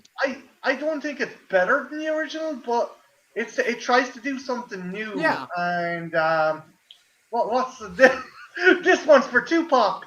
This is for Tupac. Damn. I love hate it. that stupid line. That movie's I fun. liked it, but Yeah, I'm I not enjoyed hard. it because I like what they did because they didn't try to copy what was done in the '80s version or what Don Mancini did. They decided to do something totally different and original. And Yeah, I like the Exactly. That's gore. what you should do if you're gonna do a remake. If you're going to do exactly. everything, Do your own thing. Hashtag not my child's play. Oh God, you started a minor comments war. I yeah, agree you got with a that. comments war. Yeah, because DC Campbell said he didn't like the remake neither. Another great one that for soundtracks that and I know Sean, I don't think you're a big fan of it, but Critters Critters has a great soundtrack. Yeah, I love the song. I love Power of the Night. Power of the Night. Johnny Steele. Yeah, oh God. That was okay. Yeah. That was okay. Yeah. You want to talk Okay. punk and rockabilly and stuff? How TCM2. TCM2, yeah. That is a great Yeah. one. Another And a modern great one. score too. That opening score is awesome, dude. Yeah. Oh yeah. Totally. I think that was the only good thing about TCM2 was no, music. I will fight anyone Pistols at Dawn. TCM2's a great movie. Oh God, we're Hell gonna be yeah. here a while. Now, I probably put it this way: I don't hate it as much as Brad does. Well, nobody does. That movie is quotable for like days. I'm the Lord of the Harvest. There's so many freaking memorable lines. It's like unbelievable. Oh man! Look what you did to my Sonny Bono wig. I love that line. That's the yes. See? Yes. Oh God. What Keeps You Alive has a really good soundtrack for a more modern take. I thought What Keeps You Alive, it had a very witchy kind of vibe, which kind of worked for the movie. Yeah. There's a bunch. I just had one and I forgot it. Shit. Come back. You got anything? You'll just put me on the spot. And also for scores, we cannot leave out, and I'm sure someone already mentioned this, but we were late to the game because of our fucking internet. Thank you, Century. Fuck you, CenturyLink. Suck my dick, CenturyLink. No, but Psycho is one that has a great score that I guess, it's one so that good it got reused for Reanimator. it got reused for a lot of things. It got reused That's for a true. lot of things, but it's a Can't gorgeous really deny score. that. Yeah, Even he purposely did that. Mm-hmm. Unfortunately, he disagrees with you, Christian. He likes DMC3. I also, TCM3. We can be in agreement. TCM3 is also an awesome movie. Mortensen. Technology is in fact our friend. Yeah. You motherfuckers. No, that is also a good movie. The only wrong answer for a good TCM movie is 3D. That's the only wrong answer. All other ones are great. All other ones. Do you think, cuz? Do you think, cuz? Look, how could Very you not like wrong. Matthew McConaughey and his fucking robot remote control leg? Exactly. Next Generation is underrated high art. What about the Wicker Man for a soundtrack? That's one of those movies where I so kind of love weird, calling it. Yeah, I love referring to the Wicker Man as one of the best horror musicals. I Hell know. The songs, like when you listen to the lyrics, they're like filthy. You're like, Yeah. really I perverted. love- Yeah, that one's great. Like there was once a man who went on top of another man. Like, yeah, no, that's great. That filth and perversion I don't approve of at all. No. Just it disgusts me. Musicals are a whole other topic, but Little Shop of Horrors Yes. has such a fucking phenomenal soundtrack. And of the course you have song to that- mention the other musical. Rocky Horror, Yeah. of course, as well.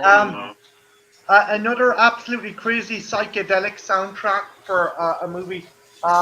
Ben Wheatley, who done Sightseers, and he also done Kill This. He done a really cool movie called The Fields in England, where it's either they're trapped there by a witch or they're all tripping balls and magic mushrooms, and it's set in the 1600s. And the music is fucking insane. There's a bit where one guy gets dosed on magic mushrooms, and he's trying to find treasure while being on a lead. And there's this weird psychedelic version of Pop Goes the Weasel is playing. If you get a chance, check out A Field in England. It is fucking great. insane. It's a great movie. Okay. You sold me. how about you, Monty? What's some of your favorites. Yeah, since Jen and Christian came, obviously the Car, 1977. Yeah. Love that soundtrack. What other movies? Obviously, The Lost Boys. I already mentioned that before. Yeah. Um, Amazing soundtrack.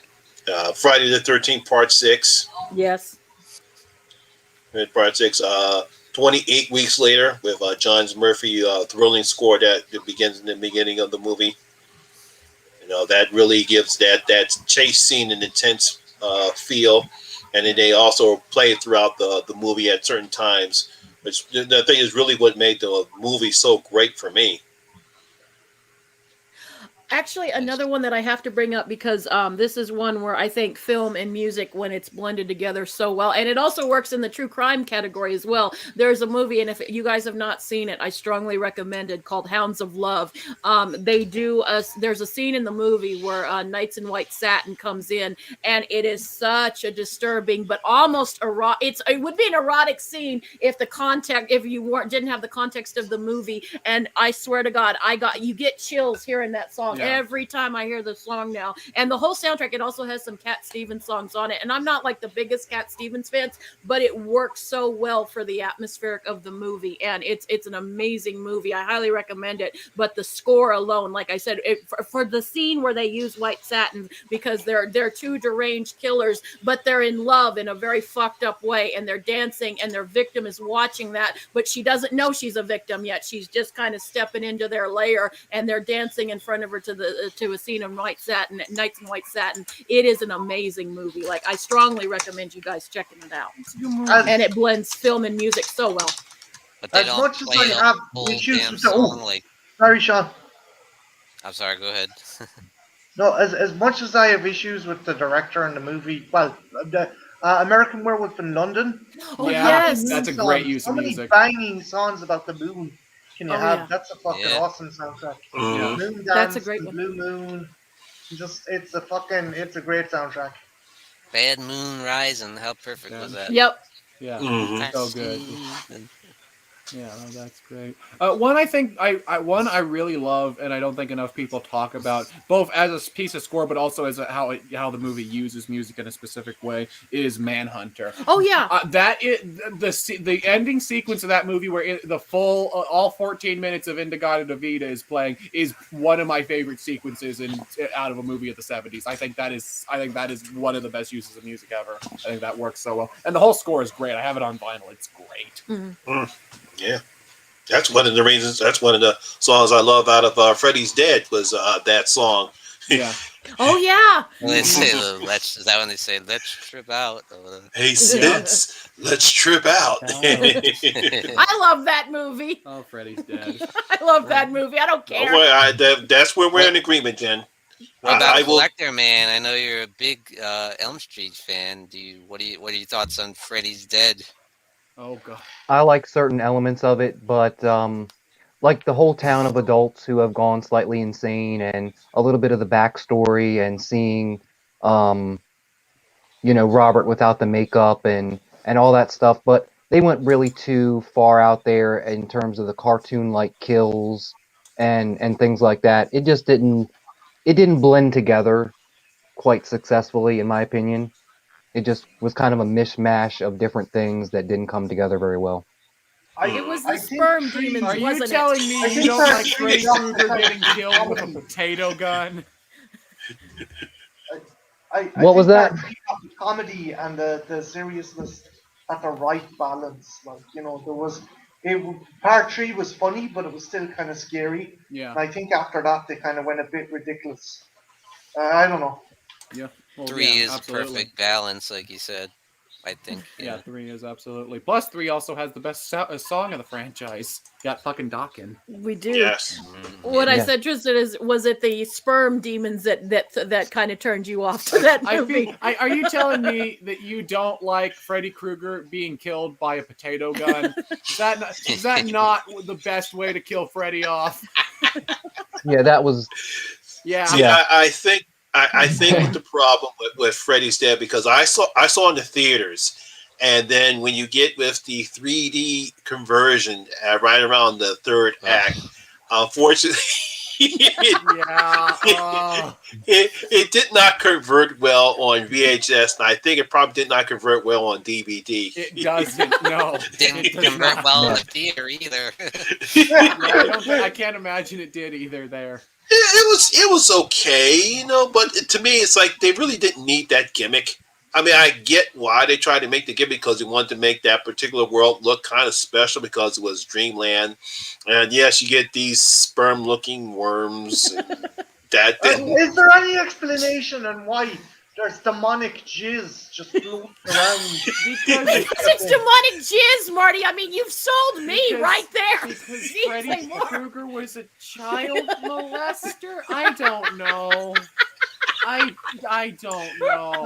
God, Freddy's Dead confuses the hell out of me. Why not? Like, what's wrong with jizz demons? What is wrong with why that? Is that why Freddy Krueger gets his powers? Like, not saying the franchise didn't pull some bullshit before. I will never forget the fact that he gets resurrected by a dog pissing on his skeleton in Part 4. I will never forget about that. Touch me.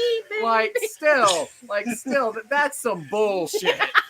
But I will still defend Freddy's Dead because I did like the movie. They actually tried to give Krueger a more definitive backstory. Yes. So I will give them the credit for trying to do that. And I did like some of the kills. Yeah. It wasn't, and Roseanne Barr and Tom Arnold. Oh God! Dear Jesus! No, that's Johnny Depp. We put it as we could have done without those two. Yeah, we hey, look at this way. At least she didn't sing the fucking national anthem in the fucking thing. Jesus! The less Tom Arnold in horror movies, the better. Agreed. I mean, I did like him in True Lies, but stay out of horror movies. Yeah. What about you got part the power 2, glove? Touch me, baby. Oh yeah, I actually like the soundtrack to Part 2. Actually, I think the Part 2 soundtrack's pretty good. Yeah. Oh, you're playing with power. Oh, you're playing with power. Kung Fu that. Also, another movie I have to bring up if we're talking horror movie soundtracks, and it's really just the one song, but it's such a good song. I don't know any horror fan that doesn't sing along to it. Pet Cemetery by the Ramones. Yeah. I mean, oh my God, what a bop.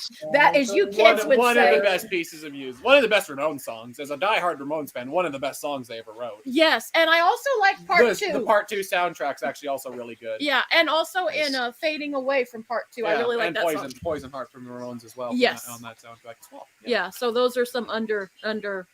Mm-hmm. So, but yeah, I don't know.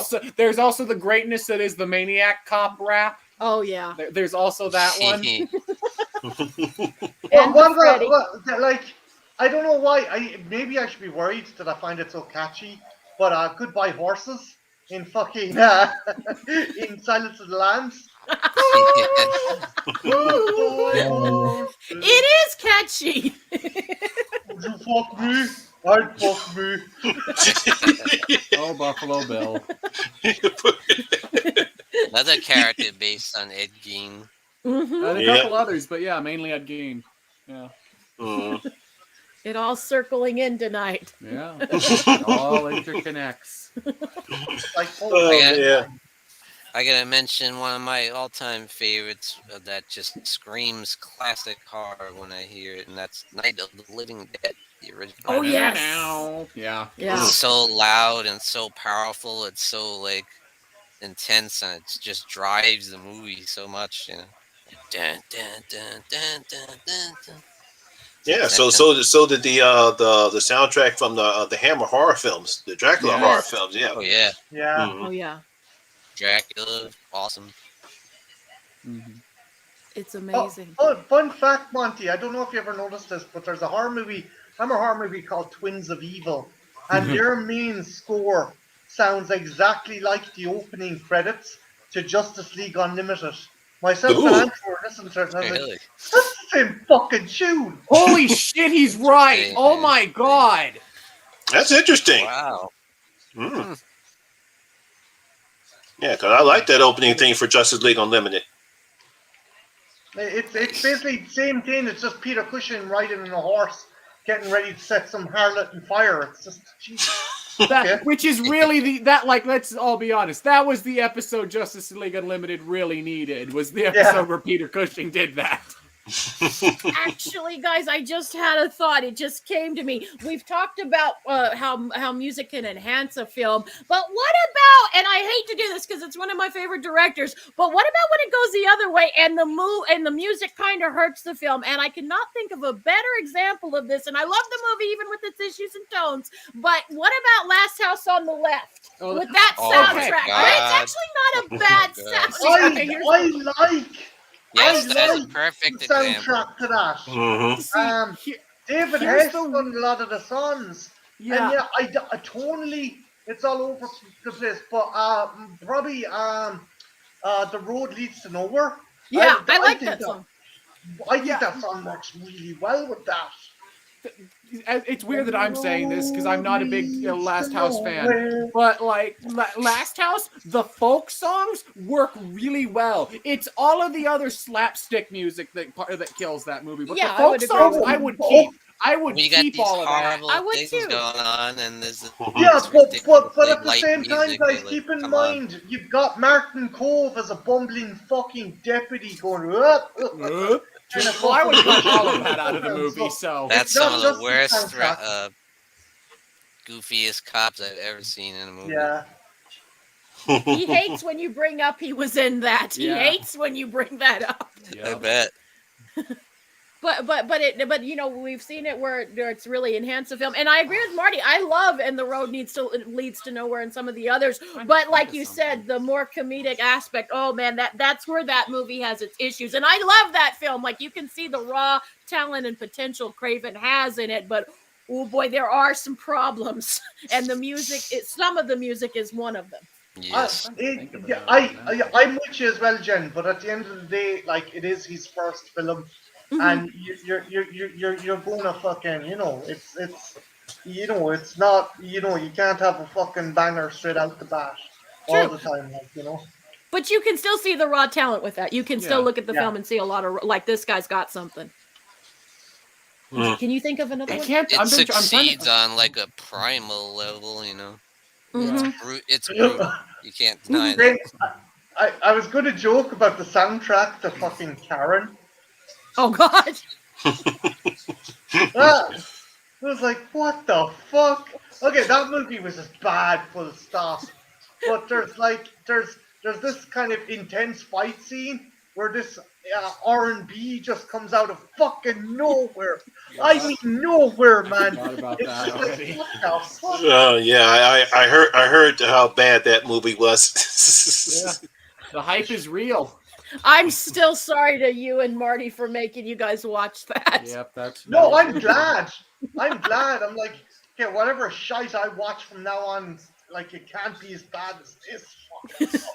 Hey, Travis, you ever saw that horror movie called Karen? No, I haven't.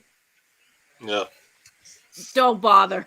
It's bad. Although there is a scene that's worth talking about. The Confederate There's soap nothing to talk about with that movie. I don't know why you have such a There's fascination a with couple that of scene. scenes.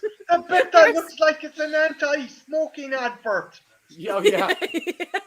Yeah, I love that. Like, I can't help but love this scene with the soap dispenser. The guy comes and he's telling his wife, "Baby, you don't understand. She has a Confederate soap dispenser in her bathroom." It's such a bad line, but I'm like, oh my God, I know. I don't know why you have such a fixation on that scene. I don't know either. It just sticks out. I guess, fair enough. Tristan, have you any soundtracks on horrors that basically crippled the fucking movie for you? That, like, it's a really good movie, but the fucking soundtrack absolutely pulls the arse out of it for you. Like, there probably are some, but it would take me a while to think of them. Like, not right off the top of my head. Yeah, no, neither. I can't think of any neither. The Last House on the Left. Last House on the Left's a pretty good example, though. But I'm trying to think of any others. I'll give you an example of a movie that took me out that I thought was a really good movie, but the soundtrack really hurt it, and that's Watchmen. Oh my god! Okay, I thought it was an so awesome movie, but the soundtrack, the music goes on too long. The songs are all wrong. I'm like, okay, no. so I'm with you, Sean. And the moment that I can pinpoint, the moment the soundtrack fucking went pants on head fucking stupid, was when Silk Spectre and Night Owl are having sex. Oh, that. Oh, yeah, that. Hallelujah! Like, Yeah, man. that scene. Yeah, I don't know what caused him to put that song in that scene. It didn't make any sense. Snyder's like I reckon Snyder just picks music from his MP3 player. Well, me and the missus had sex to this song. Might as well play it at this fucking scene. That's the only fucking thing I can think of that motherfucker. Like, don't get me wrong. I actually think Snyder's. Don't hate me, but I actually think the dude has fucking major fucking elements of talent, but he just. Oh yeah. Oh yeah. There's some intense stuff in that movie, like the fight scenes and like brutal as hell. Like, and zombie tigers! Don't anyone forget zombie tigers! Yay! What was I going to actually? Sean, did you watch the series that came out? I haven't yet. I heard it was pretty good. Oh, it's fucking awesome. Regina King kicks fucking arse in that movie. She's fucking badass in that series. You gotta watch it, man. It's brilliant. Check it out. Yeah. I can think of a bad movie that it also has that gets even worse because of its soundtrack. Okay. Queen of the Damned. Oh dear Jesus. Oh god. Yeah, that sums it up, Marty. I don't even think the music was good in that movie. No, that's what I mean. That movie's bad, but it also gets worse because of how shitty its soundtrack is. Sometimes you can hear a soundtrack and go, okay, the movie's not that good, but that's a bop of a soundtrack. Yeah, but... there are plenty of songs or bands I've gotten turned on to because of bad movies. Mm-hmm. Poor Anne Rice is like rolling in her grave right now. Yeah. Anne Rice, yeah, sure. That was her last movie, was it? Yeah, that was the last time, because they were going to adapt the entirety of that Vampire Chronicles, but Queen of the Damned is just so balls, they scrapped it. I'm like, oh man, this is what. Oh man, and I feel so bad for whatchamacallit, because that was her last role before she passed away. Yeah, and they dedicated the movie to her. Can you imagine having that crock of shit dedicated to you? Fuck. Man, like, this is what you think of me? Yeah.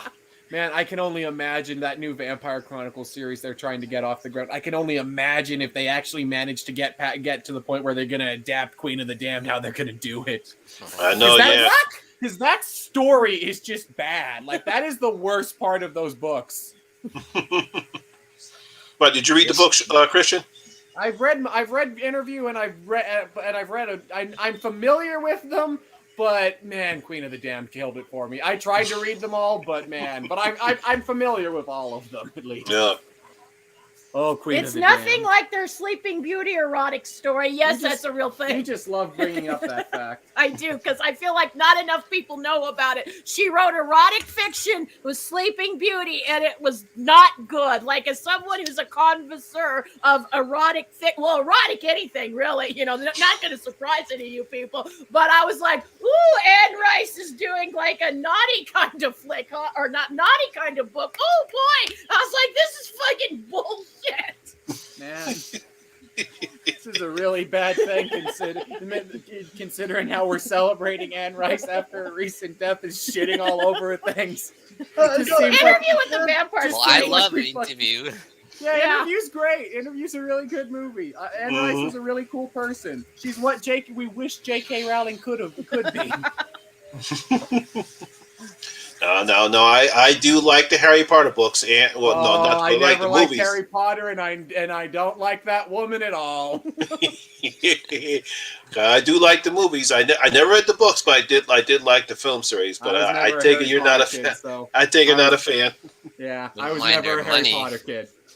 The Children of the Corn. What about it? The soundtrack, Oh, no.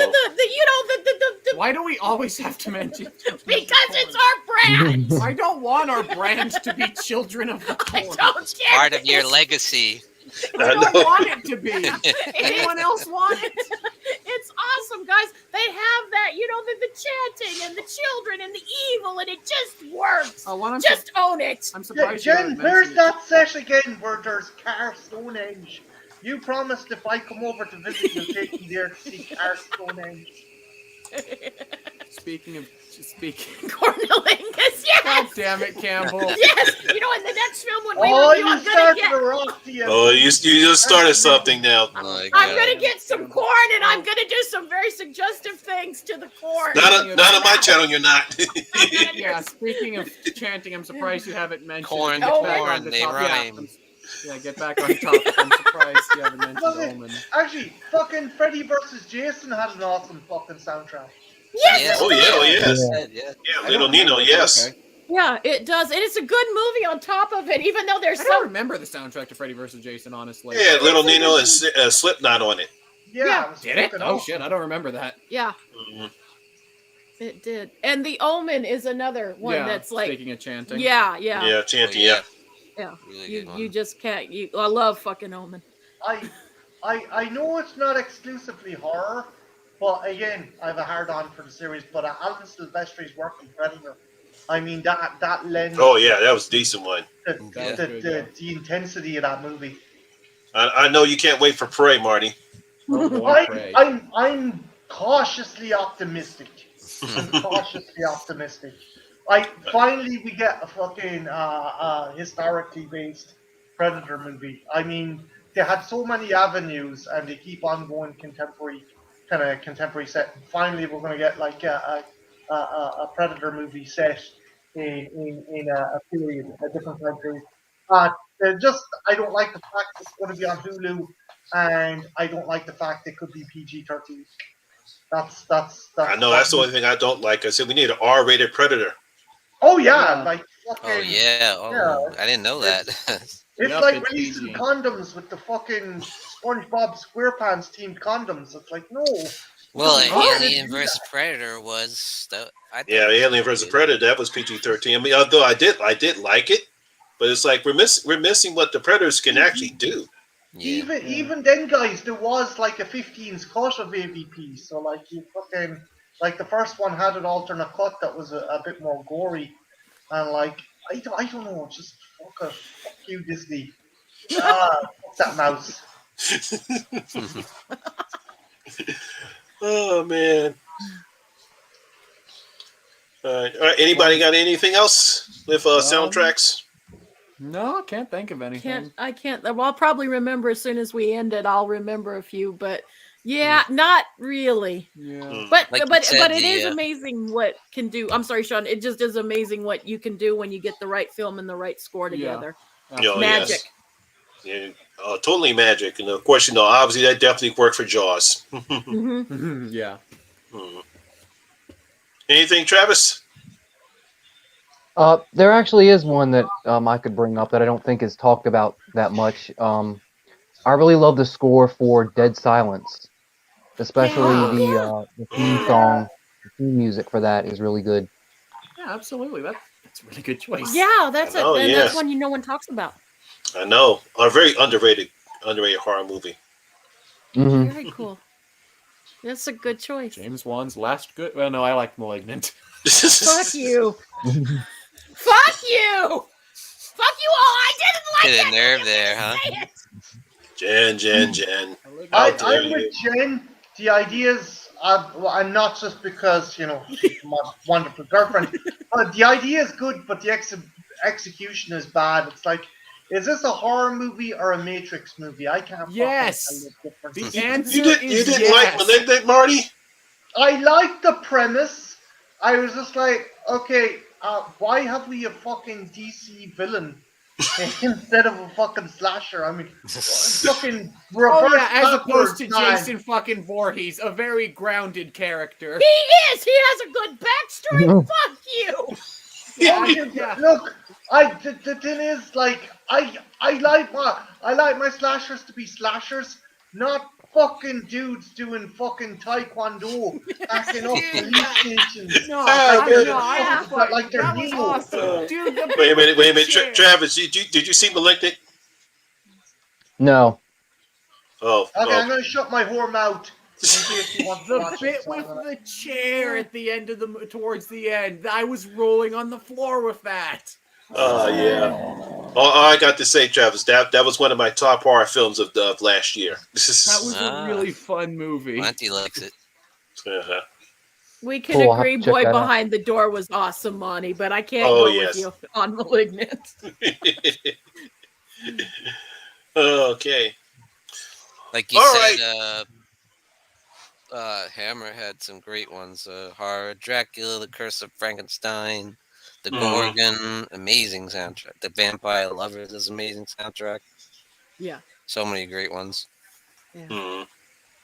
Very pretty. Yeah. Very pretty. Okay, horror fans. I think we've done enough for tonight. I think we had a great time despite the little interruption there because, you know. But I want to thank our guest star here, Travis. It was nice to have you on. I'm pretty sure you had a great time. Thank you for absolutely coming. Did. Thank you for having me. Great having you. Okay, you brought some really good points in. You were always such a great guest to have. Yeah, always great to work with you. Okay. Great guest, man. Thanks for coming. Thanks for coming by. Once again, it was nice joining the Horror Hangout crew. Once again, want to thank everyone in the chat for coming along. And before we go, what I always like to do is, what do you guys have up planned? Because I'm pretty sure everyone knows what I'm going to be doing because I said it earlier before. So just in case if you missed it, I did watch Scream this afternoon. I've already started writing up my review. I should have that up by tomorrow, and everyone will know what I thought about Scream. Very cool. Very cool. All right. Travis, what do you have planned coming up on your channel?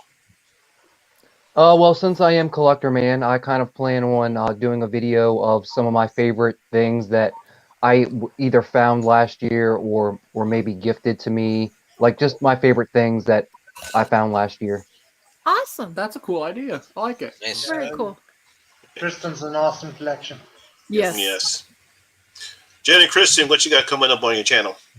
Well, we've got a few things. We've got some reviews that we're putting up, but unfortunately, Sparky will be leaving again for a month or two. Again? So yeah. So slowing down a little bit there, but we'll be getting a little bit out there here and there. But yeah, we've got a few, and we have a backlog of stuff filmed. Yeah, we have a few backlogs, and the Trash Picture Show and Marty and I will be having a very special. If you guys have time, we will be doing a very special Trash Fire Picture Show. Oh my God. Oh man, we're never gonna live this down, Jen. Never.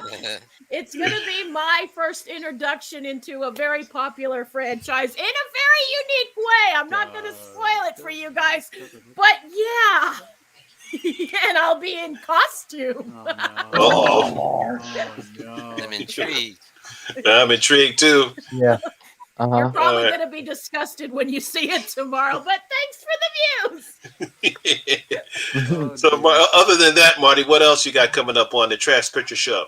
I was tagged by the gorgeous Jen for Full Moon's favorite horrors from 1980 tag. I'm going to do that. But the thing that I'm doing all this month, and Jen's kind of picking up the slack after me as well, is cartoons.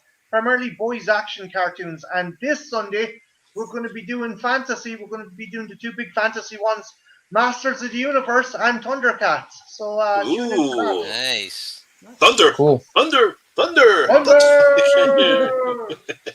And I always am on there playing with action figures in a very unique Jen way. Oh, no. Making the figures have sex. There's a time and place for that, Jen. Jen, what did I tell you about? Marty. Jen, what did I tell you about doing that to dolls? I know. See, I went to action figures. It's a thing. I'm very inclusive with my porn. You've upgraded. And Sean, what's coming up on your channel? I also plan to review Scream. Yay! And I think I might like to do that full moons tag too.